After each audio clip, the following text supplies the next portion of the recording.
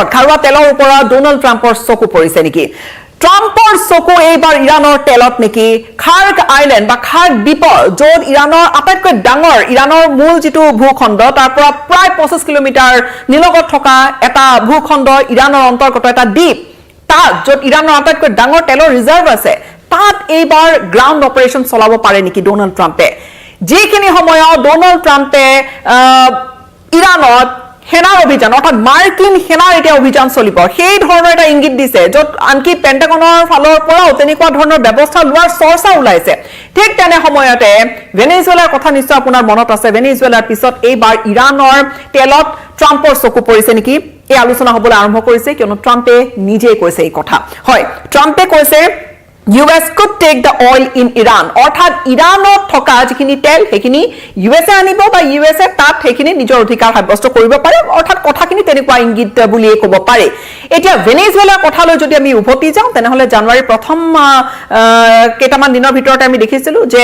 ভেনেজুৱেলাত Nicolas মাদুৰক গ্ৰেপ্তাৰ কৰিছিলে বহুখিনি অভিযোগ নিকোলাস মাদুৰৰ বিৰুদ্ধে আছিল আমেৰিকাই গ্ৰেপ্তাৰ কৰিলে আৰু তাৰ পিছত ভেনেজুৱেলাৰ তেলৰ ওপৰতে কিছু নীতি প্ৰৱৰ্তন কৰা বুলি ক'ব পাৰি US বা ট্ৰাম্পৰ চকু আচলতে যে ভেনেজুৱেলাৰ খাৰুৱা তেলত আছিলে সেইখিনি কথা গোটেই বিশ্বজুৰি আলোচনা হৈছিল আৰু তাৰ পিছত এইবাৰ তেলৰ কথা ট্ৰাম্পৰ মুখতে শুনা গৈছে অৰ্থাৎ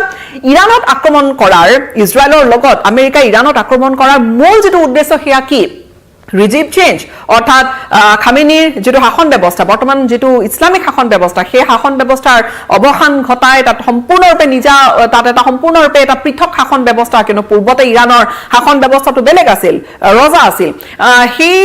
সিস্টেম পুনৰ প্ৰৱৰ্তন কৰিবলৈ বিচৰা নে আন কিবা এটা উদ্দেশ্য কিয়নো ডোনাল্ড ট্ৰাম্পে কৈ আহিছিল যে নিউক্লিয়াৰ ৱেপন তৈয়াৰ কৰি আছে ইৰাণে আৰু সেইবাবে ইৰাণত আমি তেনেকুৱা কৰিবলৈ আমি দিব নোৱাৰো আৰু সেইবাবে আমি ইৰাণৰ পৰা গোটেই বিশ্বৰে থ্ৰেট আছে সেইবাবে আমি আক্ৰমণ কৰিছো ইয়া প্ৰথমে ট্ৰাম্পৰ এই দুটা ভাষ্য আছিল এতিয়া ট্ৰাম্পৰ মূল উদ্দেশ্যটো কি সেয়া হয়তো কোনেও ক'বলৈ নোৱাৰে কিয়নো ট্ৰাম্পে নিজে যিবোৰ কথা ঘোষণা কৰি আহিছে এটা ষ্টেণ্ডৰ পৰা আন এটা ষ্টেণ্ডলৈকে নিজৰ এটা স্থিতিৰ পৰা আন এটা স্থিতিলৈকে ট্ৰাম্পে যেন কেতিয়াবা কথাটো এইপিনে কৈছে কেতিয়াবা উদ্দেশ্যটো আন বুলি কৈছে অৰ্থাৎ ট্ৰাম্পৰ উদ্দেশ্য কি আমি হয়তো এতিয়াও সম্পূৰ্ণৰূপে ধৰিব পৰা নাই ট্ৰাম্পে নিজেও এইখিনি কথা যে ৰিজিম চেঞ্জ মূল উদ্দেশ্য আছিল নে নিউক্লিয়াৰ ৱেপন মিছাইল টেকনলজি মহিমূৰ কৰি দিয়াটো ইৰাণৰ সেয়া আছিল কৈ আহিছে ডোনাল্ড ট্ৰাম্পে যে ইৰাণ সদায় আমেৰিকাৰ বাবে ভাবুকি আৰু সেই ভাবুকিক আমি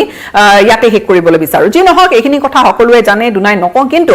এইবাৰ ইৰাণৰ তেলৰ কথা নিজমুখে আমেৰিকাৰ ৰাষ্ট্ৰপতি গৰাকীয়ে কৈছে মাৰ্কিন ৰাষ্ট্ৰপতি গৰাকীয়ে হেহুতীয়াকৈ কৈছে যে তেওঁ প্ৰিফাৰ কৰিব ইৰাণৰ যিখিনি তেল সেইখিনি আনিবলৈ অৰ্থাৎ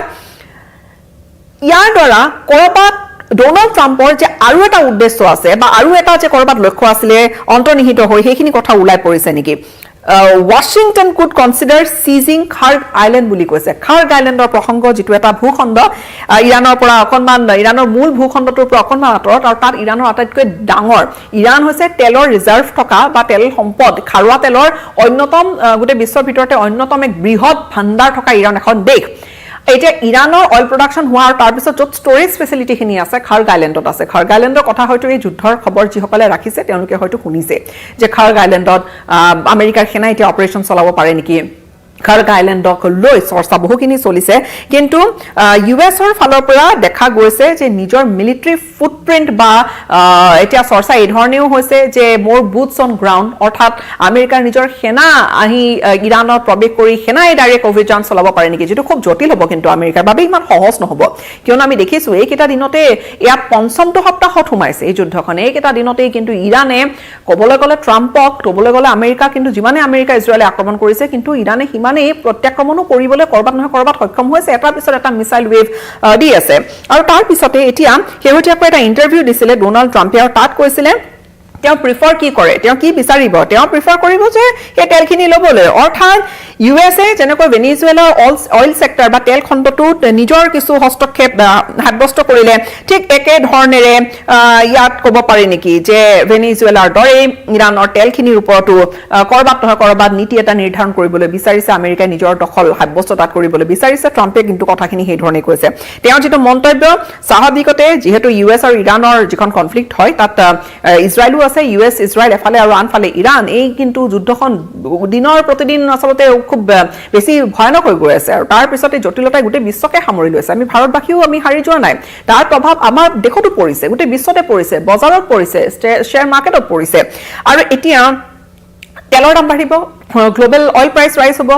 ইয়াৰ মাজতে ষ্ট্ৰেট অফ হৰমুজৰ কথাখিনিতো সকলোৱে জানে যে তাত ইৰাণে নিৰ্দিষ্ট কিয়নো সেয়া গোটেই বিশ্বৰ যিমান তেল পৰিবহণকাৰী জাহাজ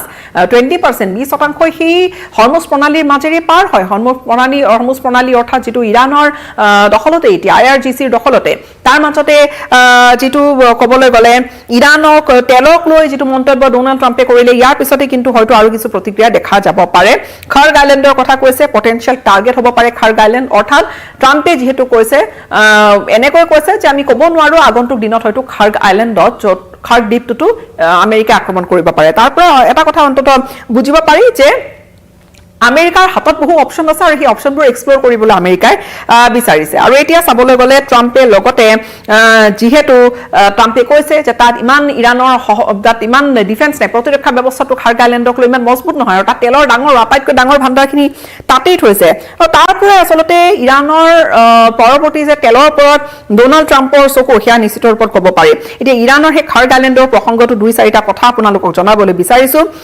ইৰাণৰ আটাইতকৈ ডাঙৰ খাৰুৱা তেলৰ ৰিজাৰ্ভ ইৰাণত আছে আৰু সেয়া হৈছে 208 পৰা 209 বিলিয়ন বেৰেল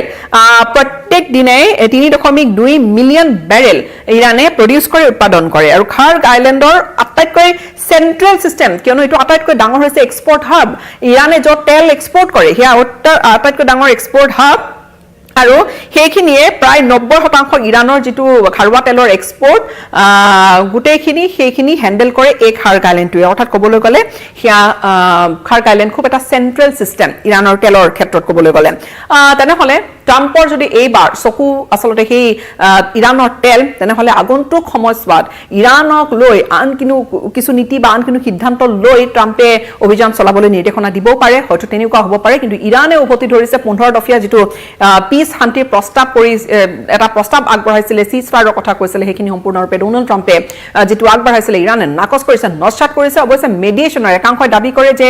যি চাৰিখন দেশে মিলি মেডিয়েশ্যন কৰিবলৈ বিচাৰিছে চৰ্ত বান্ধি দিছে যে এইখিনি চৰ্ত প্ৰথমে মানিলেহে আমি মেডিয়েশ্যন টেবুলত বহিম আমি আলোচনাৰ মেজত বহিম দেখা যাওক কথাবোৰ কেনেকৈ আগবাঢ়ে কিন্তু এটা কথা নিশ্চিত